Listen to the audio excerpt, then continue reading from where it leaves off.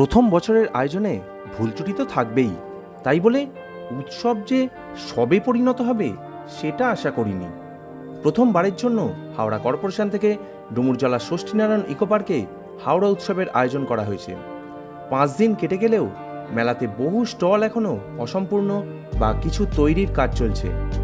মেলাতে ঘর সাজানোর জিনিস থেকে শুরু করে বাচ্চাদের খেলনা, ম্যাজিক শপ, আচার, মুখশুদ্ধি, মেয়েদের নানান রকম প্রসাধনী, জামা কাপড় এসবের দোকান তো আছেই। আর মেলাতে ঘুরতে ঘুরতে হাঁপিয়ে গেলে মকটেলে গলা ভিজিয়ে নিতেও পারেন, কিংবা চুমুক দিতে পারেন 1 কাপ গরম গরম চায়, বা হাতে ক্যান্ডি নিয়ে ছোটবেলায় ফিরে যেতে পারেন। এছাড়াও থাকছে বাচ্চাদের নানান রকম জয় রাইড।